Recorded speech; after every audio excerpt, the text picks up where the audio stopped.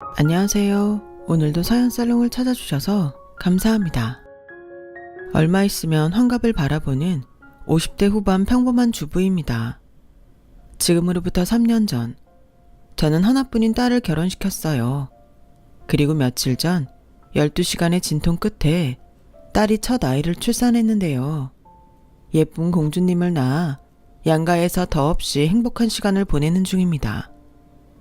감사하게도 사돈께서는 제 딸아이는 물론이고 소녀딸을 그 누구보다 사랑해 주시는데 그 모습을 보고 있노라면 떠오르는 한 사람이 있습니다.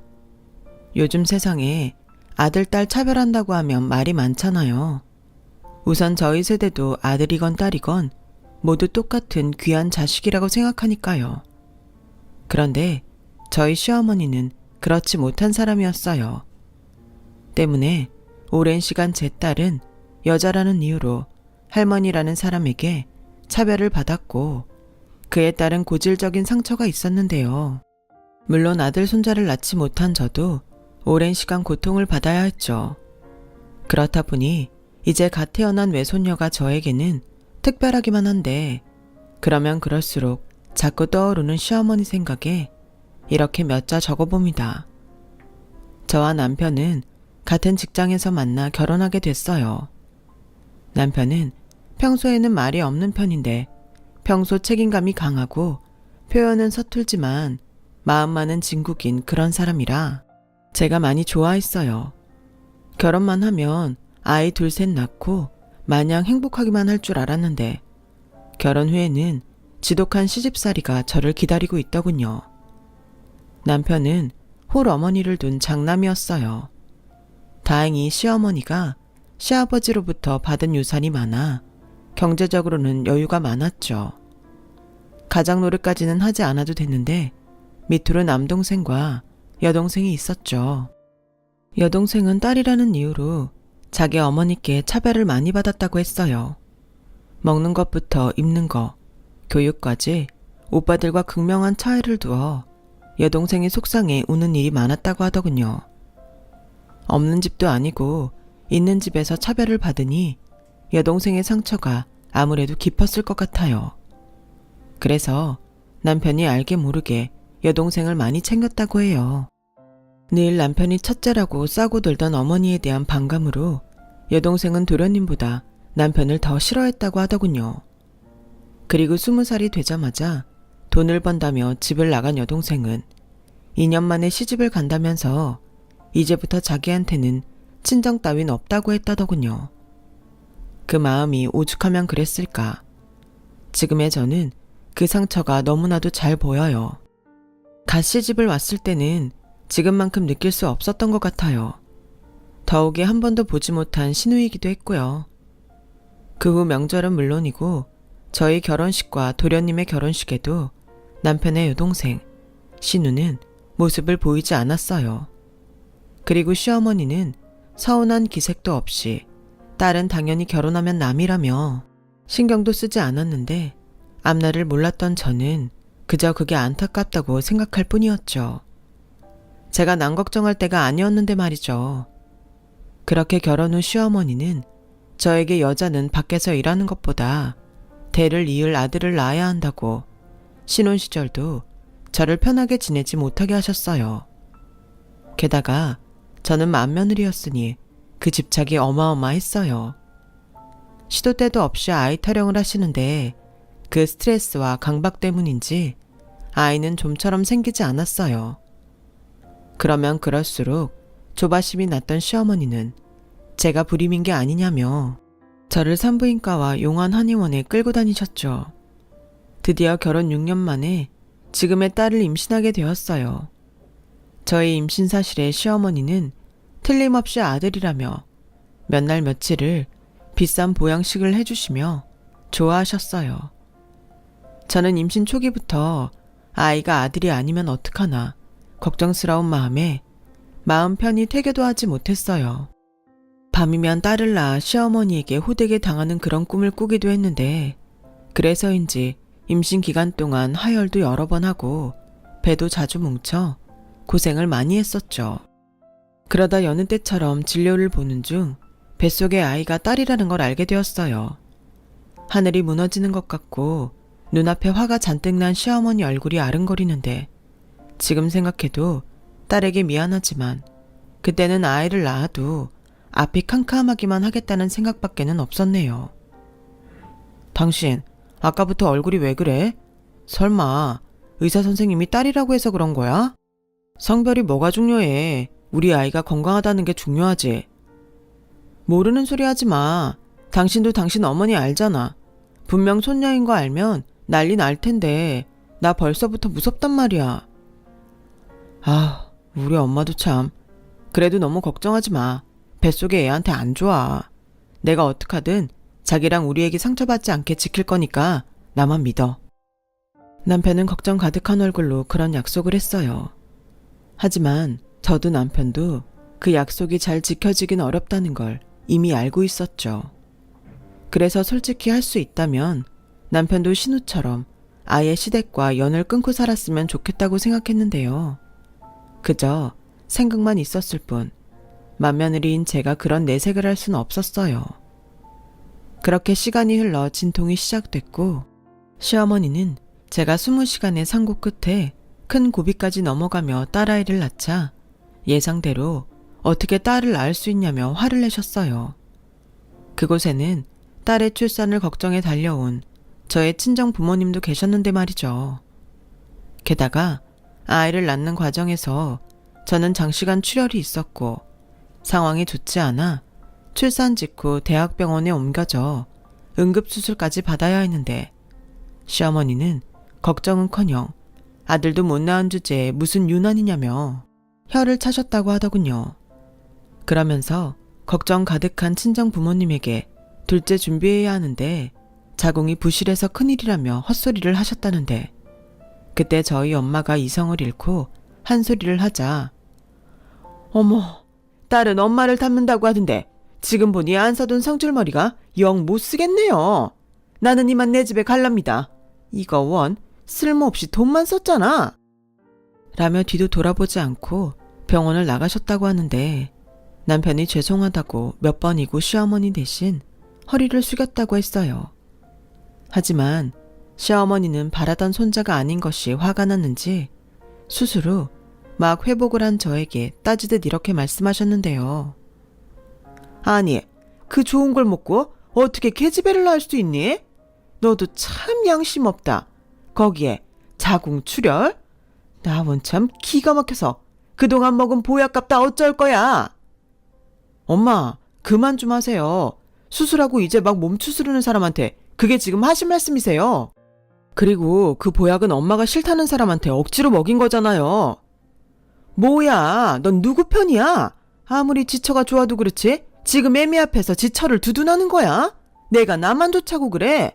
대를 이을 장손이 있어야 나도 너도 제사상 차려줄 후손이 생기는 건데 넌 걱정도 안 되니? 네, 저는 걱정 안 돼요. 그리고 이 사람 이번에 너무 힘들어서 저는 둘째 계획 없습니다. 그러니 엄마도 그렇게 아세요.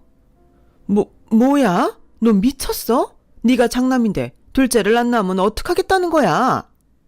태훈이 있잖아요. 엄마가 그렇게 바라는 아들 손자 거기서 얻으세요. 저는 할 수만 있으면 장남자리도 태훈이 주고 싶네요. 이런 한심한 놈을 봤나? 그동안 장남이라고 지가 받은 걸 생각해야지. 이제 와서 지 동생한테 다 넘기겠다고? 네, 마음껏 욕하세요. 대신 이 사람한테는 함부로 하지 마시고요. 아셨어요? 여보, 그만해요. 그리고 어머니, 아들 손자 바라셨던 마음 제가 모르는 건 아닌데 이건 사람이 어찌할 수 있는 게 아니잖아요. 그래도 어머니 촌손주인데 예쁘게 봐주시면 안 될까요? 개코 같은 소리 하네. 예뻐야 예쁘지. 난 계집애는 하나도 안 예쁘다. 그러니까 잔말 말고 바로 둘째 가져라. 알겠냐? 시어머니는 그렇게 제 딸을 한 번도 안아주지 않으셨어요. 그러니 크면서 딸은 할머니를 무서워할 뿐 가까이 가지 않으려 했는데 그러다 저희보다 2년 늦게 결혼한 도련님 사이에서 아들 조카가 태어났어요. 사실 속도 위반으로 부랴부랴 치러진 혼사였는데 시어머니가 바라던 아들 손자를 떡 하고 낳았으니 동서는 저와는 비교도 되지 않을 인정과 사랑을 한 몸에 받게 되었죠. 그렇다고 그게 부러웠던 적은 맹세코 한 번도 없었어요. 다만 그때부터 전쟁이 시작되었죠. 왜? 동서지간이 사이가 좋기는 어렵잖아요. 그런데 동서가 시어머니의 권세를 등에 업고 저를 무시하니 저도 당할 수만은 없었는데요. 그러던 어느 날, 당시 제 딸이 12살이고 조카가 9살이었는데 시어머니가 조카가 자전거를 타다 교통사고가 났다고 급히 전화를 하셨어요. 당시 시어머니가 종종 조카를 봐주고 계셨거든요. 얘야, 당장 땡땡병원 응급실로 와라.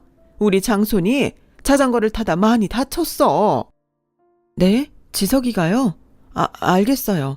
지금 세린이 피아노 학원 픽업 가는데 세린이 데리고 얼른 갈게요. 뭐야? 넌 지금 우리 장손이 다쳤다는데? 그 계집애를 먼저 챙기겠다는 거냐? 그냥 걔는 놔두고 너나 빨리 와. 어머니, 오늘 저희 집 주방 공사해서 애 혼자 집에 못 있어요. 제가 최대한 빨리 갈게요. 동서한테는 연락하셨죠? 미쳤니? 내가 보기로 했는데 다쳤다고 하면 걔가 날 어떻게 생각하겠냐? 우리 장손 다친 건 너 때문이라고 하자. 내가 급한 볼일 때문에 너한테 맡겼다가 네가 정신이 없어서 그렇게 된 걸로 하자고. 어머니, 그건 아니죠. 그래서 지금 저더러 빨리 오라고 한 거예요. 그럼 저 안 갈래요. 가뜩이나 동서랑 사이도 별론데 어머님이 그렇게 하시면 저 동서 못 봐요. 뭐야? 어려운 부탁도 아닌데 그깟 것도 하나 못 들어줘? 알겠다. 아무튼 여기 정신 하나도 없으니까 얼른 와. 세린이 그 계집애 달고 오지 말고. 시어머니는 다급하다면서도 끝까지 제 딸은 데리고 오지 말라고 신신당부를 하셨어요. 그렇다고 제가 엄마인데 그럴 수 있나요? 그래서 남편에게 전화를 했죠. 그랬더니 남편이 자기가 병원으로 가겠다며 저는 오지 말라고 하더군요. 하지만 제가 가지 않으면 무슨 불호령이 떨어질지 모르니 딸을 데리고 간다고 했어요. 갔더니 아니, 넌 밖에서 일하는 네 남편까지 부른 게냐? 하여간 내 아들 휘두르는 데는 선수야. 곧 있으면 작은 애도 온다고 하니까 니들이 여기 병원비 좀 계산해라. 아니, 우리 애가 다친 것도 아닌데 왜 우리가 계산을 해요? 돈 많은 엄마가 하세요. 따지고 보면 엄마 잘못이잖아요. 그래놓고 이 사람한테 뒤집어 씌우시려고 하셨다면서요. 엄마, 그게 지금... 그만해. 아주 콜 아파 죽겠다. 알겠어. 내가 계산하면 되잖아. 큰아빠 큰엄마라는 것들이 조카 병원비 좀 낼 수도 있지. 그리고 너 여기 왜 왔어? 내가 너는 여기 올 필요 없다고 했는데. 엄마, 나 할머니 무서워. 제가 데리고 왔어요. 아까 말씀드렸잖아요. 애 혼자 집에 가라고 할 수 없다고요. 하여간 마음에 안 들어. 다칠 거면 네가 다치지. 왜 내 귀한 손자가 다쳐서는? 엄마 또? 저 그럼 그냥 갈게요. 자꾸 이 사람이랑 제 딸한테 함부로 하시는데 아무리 장손이 귀해도 제가 장남입니다. 다행인지 시어머니는 장손을 낳지는 못했어도 당신 장남에게는 약한 구석이 많았어요. 그리고 곧이어 도착한 동서내외는 마치 큰일이라도 난 듯 호들갑을 떨었는데 특히 동서가 타박상 정도의 방기부스란 조카를 안고 대성통곡을 했어요. 어찌나 꼴값이고 주변 시선이 창피한지 남편에게 눈치를 보내 조용히 병원을 나왔네요. 그랬더니 중간에 그냥 가는 법이 어딨냐며 시어머니가 저에게 전화로 또 호통을 치시는데 저도 참고만 있을 수는 없었어요. 어머니, 도련님이랑 동서도 왔고 별일 아닌 거 확인했으니까 그냥 왔죠. 저희한테 따로 볼 일이라도 있으셨어요? 저는 하도 세린이한테 뭐라고 하시니까 거기 있는 것보다 없는 게 낫다고 생각했는데요. 뭐야? 너 아주 갈수록 기고만장해지는구나. 아들도 못 낳은 주제. 나 때는 아들 못 낳으면 찍소리도 못하고 기 한 번 펴지 못했지.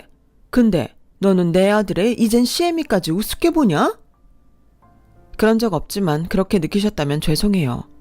더 하실 말씀 있으시면 세린이 아빠 바꿔드릴까요? 됐다.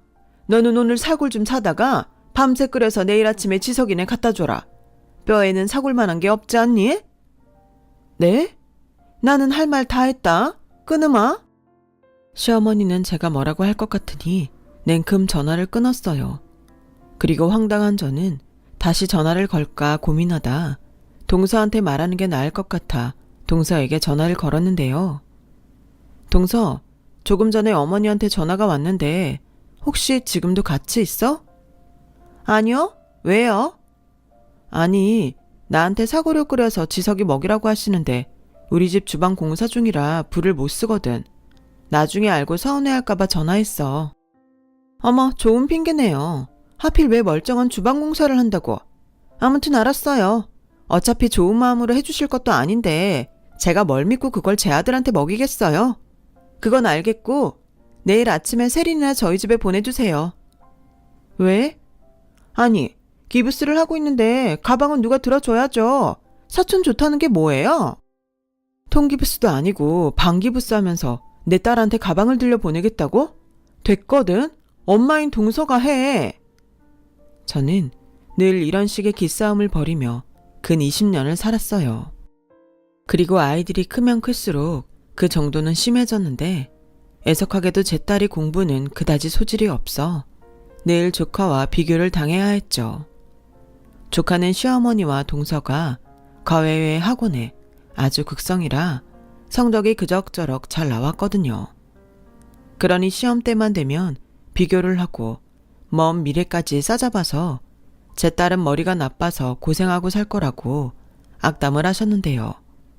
그러면 그럴수록 제 딸은 할머니 집에 가고 싶어 하지 않았고 지 딴에는 더는 무시당하고 싶지 않아 공부를 좀 했던 것 같은데 그래도 그 영향으로 4년제는 아니지만 서울에 있는 전문대에 들어갈 수 있었네요. 하지만 대학 졸업이 가까워져도 딸의 취업은 어려웠어요. 그럼에도 좌절하지 않고 긍정적인 마인드로 지냈던 딸은 자기가 취업 문제로 저나 남편이 걱정하는 것이 싫었던지 젊어서 고생은 모두 좋은 경험이라며 취업 준비와 아르바이트를 쉬지 않고 했어요. 혹여 취업이 되지 않아 부모 눈치를 보는 걸까봐 제가 딸에게 괜찮다고 무리하지 말라 했는데 자기 몫은 자기가 하고 싶다며 대학 졸업 후 용돈도 받지 않았던 딸이었죠. 하지만 시어머니는 제 딸의 모든 것이 못마땅하다고 하셨어요. 사실 딸은 대학까지 보낼 필요가 없다고 한바탕 난리를 치신 적도 있었는데 4년제도 보낼까 말까 한 대학을 그 비싼 등록금 내면서 전문대에 보낸다고? 니들은 돈이 썩어나냐? 그럴 돈 있으면 우리 장손 학비에 보태라. 걔집에는 그냥 한 살이라도 젊을 때 빨리 시집이나 보내. 어차피 내세울 것도 없으니 따지고 말 것도 없잖아. 사지 60 멀쩡한 남자면 되지. 라며 저희 부부의 속을 뒤집어 놓으신 적도 있었어요. 그러다 스카이는 아니더라도 서울 4년제를 나온 조카가 대기업은 아니어도 나름 큰 회사에 입사했다는 소식을 전해 듣게 되었어요. 동서가 축하 기념으로 밥이나 함께 먹자며 저희 가족을 초대했어요. 분명 가서 좋은 소리 들을 게 없을 것 같아 마땅한 핑계를 생각해 참석하지 않으려 했는데 저희 딸이 자기 때문에 제가 눈치를 본다고 생각했는지 자기는 괜찮다며 웬일로 자기가 먼저 작은아빠 집에 가자고 하더군요. 솔직히 불안했지만 남편이 그랬어요. 나중에 두고 몇 번이고 안 좋은 소리 듣느니 가서 밥이나 먹고 축하 선물이나 주고 우리는 얼른 오자고요. 그래서 저 나름대로 책 잡히고 싶지 않은 마음에 평소 사지도 않는 명품 매장에서 조카 넥타이를 샀어요. 그렇게 초대받은 약속날이 다가왔고 저희 가족 모두가 참석했는데요. 시어머니가 언제 오셨는지 미리부터 오셔서 동서와 함께 음식을 하고 계셨어요. 저희 시어머니가 손수 음식을 하는 경우는 매우 드문 일이라 제가 좀 놀랐는데 저희 딸이 먼저 조카에게 입사 선물이라며 자기가 산 벨트를 전해주더라고요. 그런데 그 모습을 보고 시어머니가 기겁을 하며 딸이 들고 있는 쇼핑백을 가로챘어요. 아이고, 취직도 못한 처지에 누나라고 싸구려 뭐 하나 사왔나 보네. 얘, 우리 장소는 싸구려 안 해. 이거 너나 가져라. 할머니, 이거 그렇게 아주 막 싸구려는 아니에요. 제가 아르바이트해서 번 돈으로 산 건데. 됐어. 어디 부정타게 기집애가 나서. 됐고, 이따 주려고 했는데 자, 할미 선물 받아라. 그렇게 말한 시어머니는 식탁 의자에 놓여있는 당신 가방에서 차키를 하나 꺼내 조카에게 건넸고, 차키에 박힌 문양을 보니 외제차라는 걸 안 저는 놀라서 입을 다물지 못했는데, 그 모습을 보고 동서가 웃으며 한마디 하더군요. 어머, 어머니, 어쩜 이렇게 선물도 센스가 넘치세요? 안 그래도 회사 들어가면 야근할 것도 걱정이고 차를 한 대 사줘야 하나 고민하고 있었는데. 우와, 할머니 짱, 볼 보네. 요즘 이 차 사려면 한참 기다려야 한다고 하던데. 이 할미가 누구냐? 다 알아서 척척 준비했지. 우리 귀한 장손 다치지 말고 안전하게 타. 그리고 외제차를 타야 남들이 무시를 하지 않는 거야. 괜히 사람들이 겉보기에 신경을 쓰겠어? 우리 장손은 무조건 입는 거 먹는 거 타는 거 다 좋은 것만 해라. 이 할미가 다 해줄게. 나중에 우리 장손 장가 갈 땐 이 할미가 아파트도 한 채 마련해 주마. 할미가 제대로 돈 굴릴 방법을 알았거든. 어머니, 저 너무 감동이에요. 지석이 너 빨리 감사하다고 절이라도 해. 세린아, 그러게 너도 빨리 취직하면 좀 좋니? 괜히 우리 지석이가 먼저 취직을 해서 작은 엄마가 미안하네. 아니에요. 저도 전공 살려서 준비 잘하고 있어요. 미안할 것도 셌다. 그리고 저 머리 나쁜 계집애가 들어가 봤자 어디 구멍가게 정도겠지. 설마 너도 취직했다고 내가 뭘 사줄 거라고 기대했다면 꿈 깨라. 그리고 정 아니다 싶으면 네 고모처럼 그냥 아무 남자한테 시집이나 가. 하기사 저거 생긴 것도 딱 지엄마 닮아서 시집이나 갈 수 있을까 모르겠다. 저는 더는 참을 수 없었어요. 그동안도 남편 얼굴 봐서 겨우겨우 참았는데 더는 제 자식 가슴에 못 박는 일을 참을 수 없었죠. 그래서 저도 그동안 참았던 걸 다 쏟아냈는데 역시 사람은 할 말은 하고 살아야 한다는 깊은 깨달음을 얻었네요. 속이 어찌나 시원한지 다시는 참고 싶지 않았어요. 어머니, 진짜 해도 해도 너무하시네요. 저도 세린이 엄마예요. 저한테 막말하시는 건 참아도 제 새끼 욕하는 건 저도 못 참겠네요. 어머, 깜짝이야. 어디 시어머니 앞에서 목소리를 높여. 아들도 못 낳는 주제에. 그리고 네가 못 참으면 어쩔 건데. 뭐 나랑 연이라도 끊게? 네, 어머님 말씀대로 저나 저희 딸은 이제 어머님이랑 상관없는 사람으로 살겠습니다. 어머니는 장손만 있으면 되시잖아요. 저도 엄만데 이걸 도대체 언제까지 참아야 해요? 어머니 돌아가실 때까지 참으면 되나요? 뭐야? 너 지금 나 빨리 죽으라고 제사 지내냐? 저희 세린이가 뭘 그렇게 잘못했는데요? 손자가 아니라 손녀로 태어난 게 그게 그렇게 죽을 죄를 지은 건가요?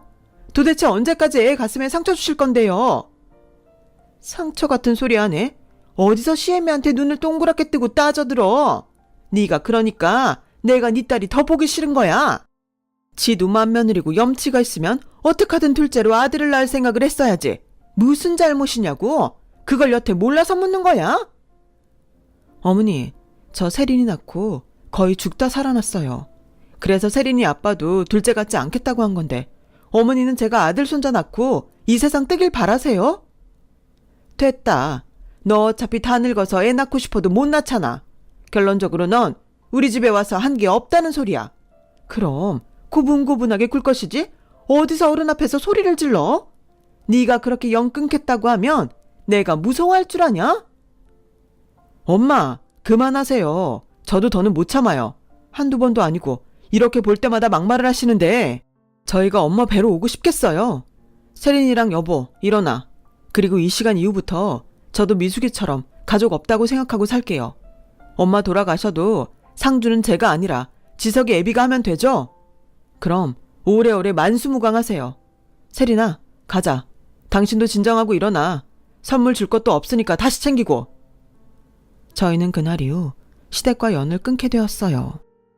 시어머니는 둘째 아들과 장손이 있다며 눈 하나 깜짝하지 않았는데 집에 돌아오는 길 차 안에서 룸미러로 딸을 보니 딸이 우리 부부 몰래 눈물을 흘리고 있더군요.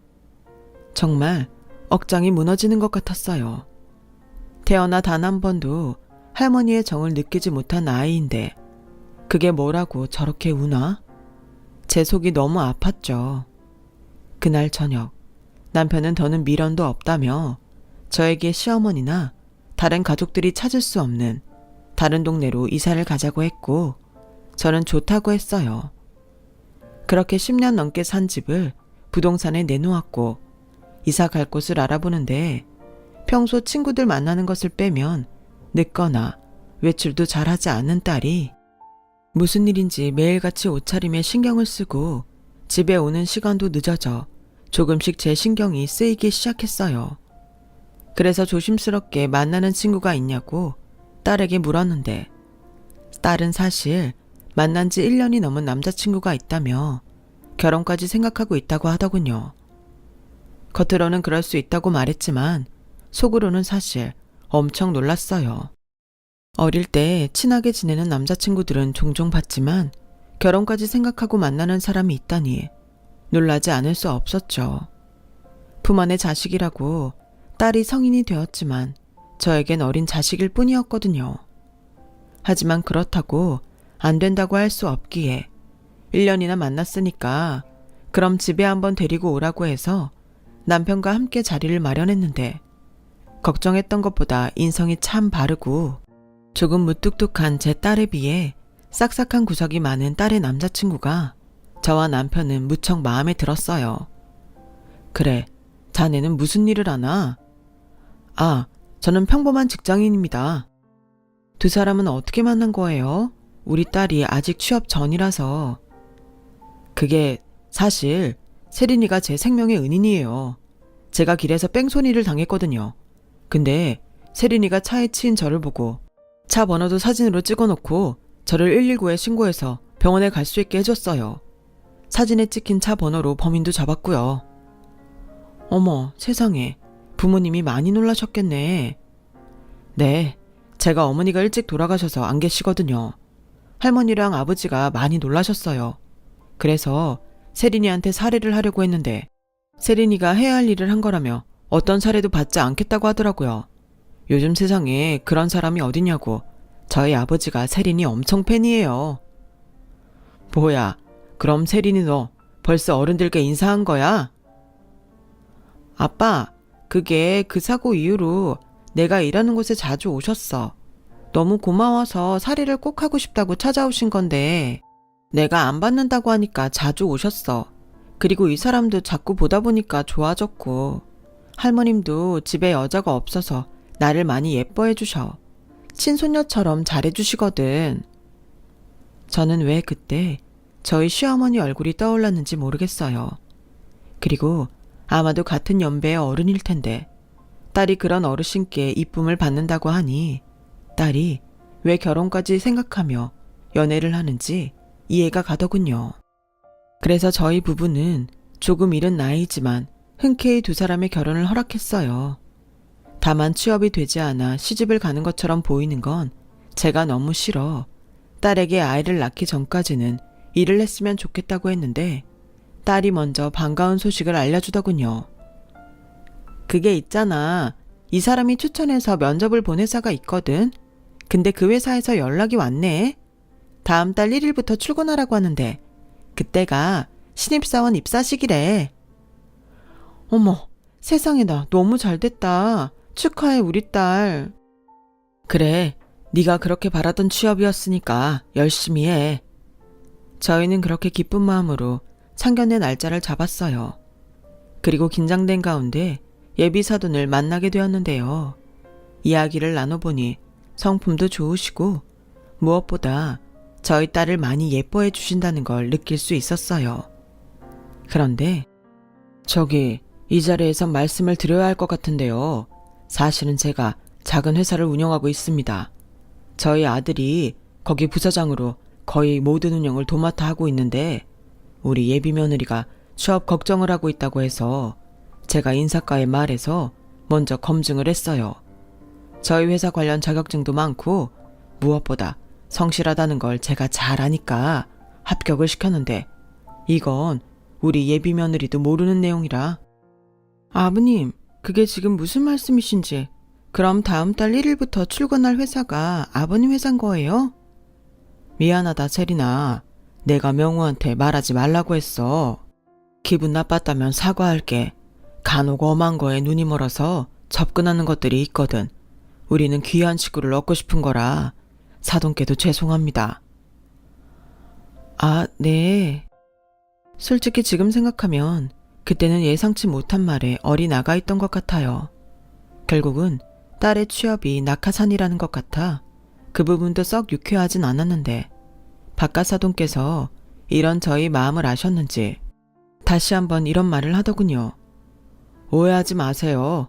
세린이가 정식으로 취업 신청을 했다면 저희 회사 인사팀에서 분명 세린이를 뽑았을 겁니다. 세린이가 너무 자기 스스로를 과소평가한 거죠. 이렇게라도 저희 회사는 좋은 인재를 얻었으니 저희야말로 다행스러운 일입니다. 저나 제 아들이나 회사 경영을 하고 있지만 사원 뽑는 일은 인사과 정담이라 저희가 힉김도 못 넣어요. 요즘 세상에 난리 난다고요. 그리 말씀해 주시니 마음이 놓입니다. 감사합니다. 그런데 집안이 너무 차이가 나는 것 같아서 괜찮을까 우려가 되는데요. 저희야말로 부족한 게 많은 사람입니다. 돈이 좀 있다고 좋은 집안은 아니지 않습니까? 저희는 세린이만 저희 집에 시집 보내주신다면 그 어떤 것도 바라지 않습니다. 최고로 비싸고 훌륭한 따님을 주시는데 제가 비싼 값을 드리는 게 맞죠. 근데 아들 결혼에 금액을 따지고 싶은 마음이 없어서 이렇게라도 제 마음을 표현하고 싶습니다. 제 마음이 두 분께 전달이 되었을까요? 엄마, 아빠, 저 정말 명우 씨랑 결혼하고 싶어요. 아버님도 할머님도 너무 좋으신 분이라 함께 살고 싶고요. 세린아, 그럼 결혼하면 분가하지 않겠다는 거야? 두 분은 그러지 말라고 하는데 엄마도 알잖아. 나 사랑 많이 받고 싶어. 할머니가 너무 예뻐해 주시니까 당분간은 살림도 배울 겸 같이 살고 싶어. 그래도 그게 쉬운 게 아닌데. 안사돈께서 무얼 걱정하시는지 압니다. 그런데 늙은이가 살아봤자 얼마나 더 살까요? 제 소원 들어주신다고 생각하고 세린이 뜻에 따라주셨으면 좋겠습니다. 제 평생 손녀딸 하나 갖는 게 소원이었거든요. 저는 요즘 명우보다 세린이 보는 낙으로 삽니다. 그렇게 말씀해 주시니 제가 너무 감사드리죠. 부디 오래오래 사세요. 제 딸이 할머님이랑 함께하는 시간이 길었으면 좋겠네요. 참으로 훈훈하고 좋은 자리였어요. 딸이 시집 간다고 하면 서운해야 하는데 너무 좋은 집에 시집을 가니 부모 마음이 너무 좋더라고요. 그렇게 6개월 후 결혼식을 하기로 날짜를 잡았어요. 그리고 그 사이 딸은 시댁 회사긴 하지만 첫 직장에 다닐 준비를 했는데 그렇게 다음 달 1일이 되었고 회사에선 오전에 간단한 입사식이 있다며 바깥 사돈께서 회사로 저희 부부를 초대해 주셨어요. 저희끼리 점심이라도 하시자면서요. 그래서 저도 나름 신경을 쓰고 딸의 회사이자 사돈의 회사로 남편과 함께 도착을 했는데 생각보다 큰 건물을 보고 저도 남편도 놀랐었죠. 그리고 세상에 그런 우연이 또 있다고 거기서 시어머니와 동서를 보고 말았는데요. 회사 입구에서 외부인은 출입이 안 된다며 제지를 받고 있었는데 아무래도 조카가 취직했다는 나름 큰 회사가 사돈의 회사인 것 같았죠. 그리고 시어머니와 동서는 저희 부부를 보고 당황하는 것 같더니 곧 미소를 지으며 이렇게 말했어요. 아니, 니들이 여길 왜 왔어? 설마 우리 장손이 여기 취직한 거 알고 왔냐? 어머 형님, 정말이에요? 설마 제 아들 보려고 그렇게 꾸미고 오신 거고요? 근데 어째요? 엄마인 나도 여기 안으로 들어갈 수 없다고 하네요. 회사가 크니까 이런 게 불편해요. 그래? 동서야말로 웃긴다. 여기가 학교 입학식도 아니고 아들 입사한다고 여기까지 온 거야? 쟤 뭐라니? 그러는 너는 네 자식도 여기 취직 못 시키는 주제에 여길 왜 왔는데? 아니 이봐요. 나는 여기에 우리 장손이 떡하고 붙어서 할미가 축하하러 온 건데 제지를 하려면 저런 잡상인이나 막아요. 세상에 할미가 손자 입사하는 것도 못 보게 합니까? 어르신, 여기에 이렇게 가족들 오고 그러지 않아요. 이렇게 계속 억지 부리시면 경찰에 신고할 수밖에 없다니까요. 그리고 두 분은 어떻게 오신 거죠? 혹시 이분들처럼 입사식 보러 오신 건가요?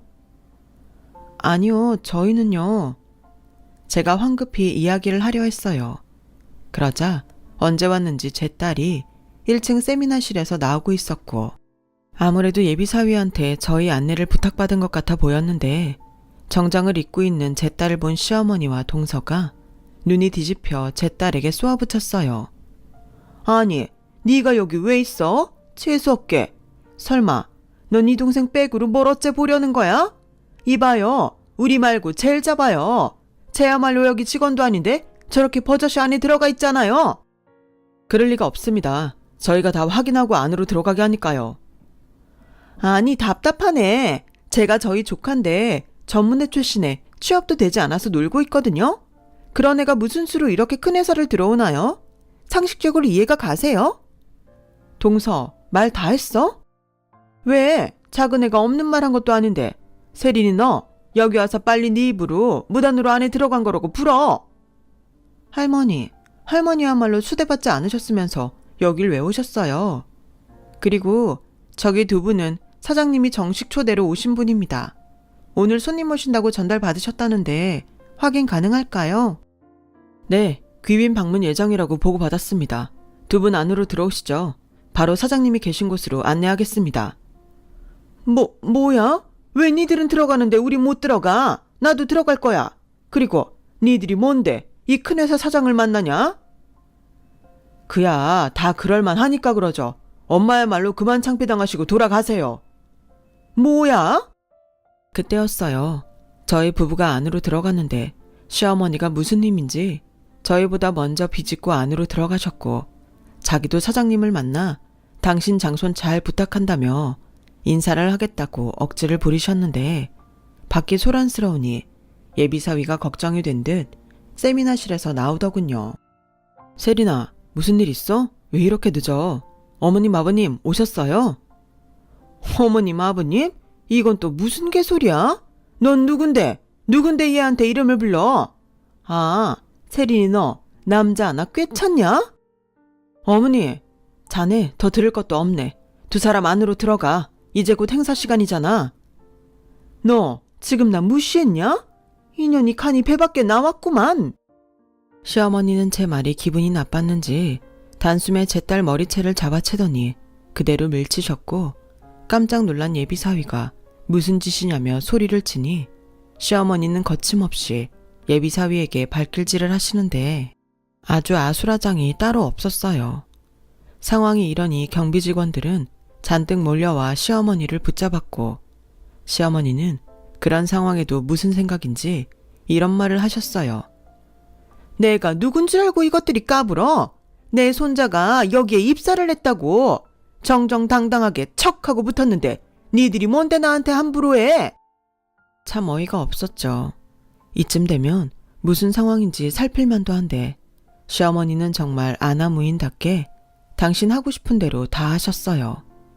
그리고 더 기분이 나빴던 건 팔짱을 끼고 희죽거리며 이 상황을 그냥 보고만 있는 동서였는데, 그때 문제의 장본인인 조카가 시어머니의 목소리를 듣고 헐레벌떡 뛰어나오더군요. 할머니, 무슨 일이세요? 여긴 왜 오셨고요? 엄마도, 큰엄마, 큰아빠도 오셨네요. 우리는 너 때문에 온 거 아니니까 신경 쓰지 마. 남편이 조카에게 말했어요. 그러자 동서가 어이없다는 듯 헛웃음을 쳤는데 조카가 제 딸을 부축하고 있는 예비사위를 보더니 이내 얼굴이 사색이 되었어요. 나중에 딸에게 들으니 입사식 때 경영진과 임원진 사진과 인사말이 적힌 영상이 띄워져 있었다고 하더라고요. 부사장님? 근데 어떻게 얘랑... 그쪽이 설마 여기 할머니 장손입니까? 나는 세린이 예비 남편이고 저기 어머님 아버님 예비사위인데 이게 지금 무슨 일입니까? 누가 애도 아니고 입사식에 가족을 부르나요? 제정신입니까? 뭐라고요, 부사장님? 그제야 동서는 사태 파악이 됐는지 경악을 금치 못했어요. 그리고 놀란 건 시어머니도 마찬가지였는데 그때 아무리 기다려도 저희 부부가 오지 않자 손수 내려온 사돈까지 아주 가족 대모임이 되었어요. 아니, 여기 왜 이렇게 소란스러운 거야? 너는 왜 여기 있고 안에 들어가 봐야 하는 거 아니야? 아버지, 상황이 좀... 아니 아가, 너 얼굴이 왜 그래? 누가 감히 내 며느리한테 손을 댔어? 저기... 자네는 누군데 여기 있나? 우리 회사의 신입이야? 저기 오해가 좀 있었는데요. 제가 이 아이 할미입니다. 그러니까 여기 세린이 할미이기도 하고요. 듣자 하니 제 손녀가 여기 아드님이랑 결혼을 한다는 것 같은데 착오가 좀 있었어요. 실수입니다. 하지만 저도 세린이 할머니니까 오늘 입사식은 보고 가면 안 될까요? 저 아이가 저희 집의 귀한 장손이라서요. 어르신, 세린이도 저희한테는 하나밖에 없는 귀한 며느리고 저희 회사 인재입니다. 이런 행동을 해놓고 실수라고요? 지금 하신 행동 결코 손자분에게 도움이 되지 않을 텐데 자네 이름이 뭔가? 계속 이렇게 회사에 누를 끼친다면 자네 입사는 취소했으면 하는데. 네? 죄송합니다. 다시는 이런 일이 없도록 할게요. 할머니 엄마 빨리 죄송하다고 빌어. 이게 뭐야? 내가 언제 여기까지 오라고 했어? 정말 내 인생에 도움이 안 돼. 엄마 아들 그렇게 말하면 엄마가 너무 서운하지. 엄마는 여기 가만히 있었어. 할머니가 당신 멋대로 저지른 거야. 너 지금 나한테 뒤집어 씌우냐? 저기 아버지, 여기는 제가 수습하겠습니다. 어머님 아버님 기다리시는데 올라가시죠. 그리고 30분만 늦게 내려와 주세요. 아무래도 행사 시작이 좀 늦어져서요. 알았다. 여기 수습 잘하고 저기 신입은 네가 알아서 해라. 세린아, 정말 괜찮니? 병원 안 가도 되겠어? 괜찮습니다. 그리고 여기는 회사니까 제가 알아서 하겠습니다. 그래, 저희는 이만 올라갈까요? 오늘 많이 놀라셨죠? 제가 괜히 여기까지 오시라고 해서. 제가 향이 좋은 차를 준비했는데 가서 안정을 취하시죠. 아닙니다. 저야말로 초대해 주셨는데 면목이 없네요. 아니, 그냥 가면 어떻게 큰애야. 나도 같이 가자. 어르신은 저와 얘기 좀 하시죠. 그리고 죄송한데 여기 경찰 좀 불러주시겠어요? 세린아, 이 사람들이 전에 얘기한 그 가족들 맞지? 근데 어쩌려고? 어쩌긴 소란을 일으켰으니 책임지게 해야지. 그리고 그쪽도 같이 가야죠. 내가 미리 알았다면 여기까지 오게 하지 않았을 텐데. 저기 부서장님, 저는 정식으로 입사한 신입입니다. 세린이랑 결혼하시는 건 알겠지만 오히려 세린이 입사가 더 부정적인 거 아닌가요? 제가 문제 삼을 수도 있는데요. 그래요. 할 수 있으면 해요. 여기 정세린 씨는 인사과에 제대로 심사해서 입사시킨 직원이라 아무 상관없거든요. 오히려 입사 첫날부터 이런 문제를 만들었으니 저야말로 인사과에 제고해야겠네요. 그리고 저희 회사 법무팀에 말해서 꼭 책임 묻도록 하겠습니다. 나중에 들었는데 결국 시어머니와 동서 조카는 경찰서행을 피하지 못했다고 하더군요. 그리고 끝내 조카는 입사 일주일 만에 입사가 취소되었어요.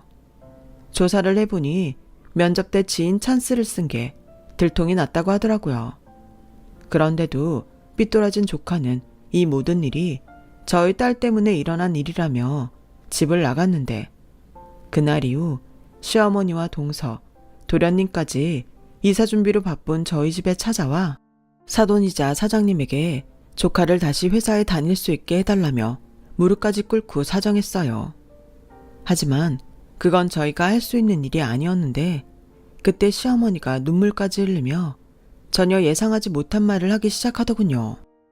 사실 내가 얼마 전에 좋은 투자 정보가 있다고 해서 전 재산을 올인했다가 다 털렸다.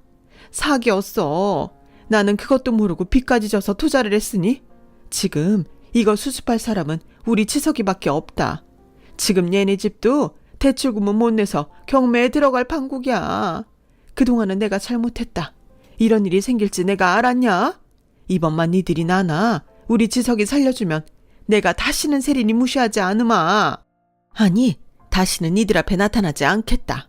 그러니 니들이 그 사람한테 입사 취소는 없던 일로 하자고 말 좀 해봐. 그 사람들이야 일개 직원 하나 붙여준다고 큰일 나는 거 아니잖니. 어머니, 몇 번을 말씀드려요. 저희도 안타깝지만 그건 저희가 할 수 있는 일이 아니에요. 작은 구멍가게도 아닌데 저희가 이래라 저래라 할 수 없죠. 엄마, 그건 이 사람 말이 맞아요. 어쩌다 일을 그 지경으로 만들었는지 모르지만 제가 일전에 말했듯 저희는 그냥 남처럼 지냈으면 합니다. 보시다시피 저희 곧 이사도 가요. 지석의 일은 유감이지만 저희랑 무관한 일이니 알아서 수습 잘하세요. 아주버님, 정말 너무하세요. 어머님이 그럴 수 있지만 저희가 세린이한테 그리고 아주버님 댁에 잘못한 건 없잖아요. 막말로 다 된 취업을 취소한다는 게 말이나 되나요? 저희 정말 억울해요. 저희 지석이 조카잖아요. 조카 좀 살려주세요. 저희 정말 길거리에 나앉게 생겼다니까요. 형님, 제가 그동안 형님한테 잘못한 거 다 빚이라고 생각하고 앞으로 잘할게요. 저 그냥 시녀라고 생각하고 막 부려먹으세요. 그러니까 제발 제 아들만이라도. 됐어. 동서가 아무리 그렇게 사정해도 불가능한 일이야. 그리고 이젠 정말 여기 오지 마. 이렇게까지 하고 싶지 않은데 계속 이러면 나도 경찰에 신고할 수밖에 없어. 난 그냥 자업자득이라고 생각할래. 그동안 나나 우리 세린이가 얼마나 힘들었는데 나한테 왜 이래? 매몰차다고 생각할 수 있겠지만 저는 그들을 돕고 싶은 생각이 정말 0.01%도 없었어요. 그러자 동서는 울고 화내고 그야말로 지랄 발광을 하다 세린이가 신고한 경찰에 의해 끌려나갔고 저희는 부랴부랴 이삿날을 당겨서 이사를 마쳤어요. 그러자 언제 그런 일이 있었냐는 듯 모든 것이 제자리로 돌아왔고 딸은 무사히 행복한 결혼식을 올릴 수 있었어요. 제 딸이지만 웨딩드레스 입은 모습을 보니 어찌나 예쁘던지 동화책에 나오는 공주님 같더군요. 그리고 무뚝뚝하고 말이 없던 남편은 내내 내색하지 않더니 결혼식 날 많이도 울었어요. 20년 넘게 부부로 산 저지만 남편의 그런 모습은 그때가 처음이었는데 나중엔 딸도 눈시울이 붉어지더니 일순간에 눈물바다가 되어버렸죠. 저리 절절한 부녀면서 왜 둘 다 표현하지 못하고 살았는지 앞으로 남은 시간은 서툴더라도 표현하게끔 제가 오지랖을 떨어야겠다고 생각한 순간이었네요. 저도 한때는 딸이 제품을 떠날 날이 아주 멀었다고 생각했어요. 하지만 그때를 정하는 건 제가 아니라 당사자인 딸이었고 지금은 그저 저보다 이 세상을 오래 살 딸과 사위 그리고 소녀가 무탈하고 행복하게 살길 바랄 뿐입니다.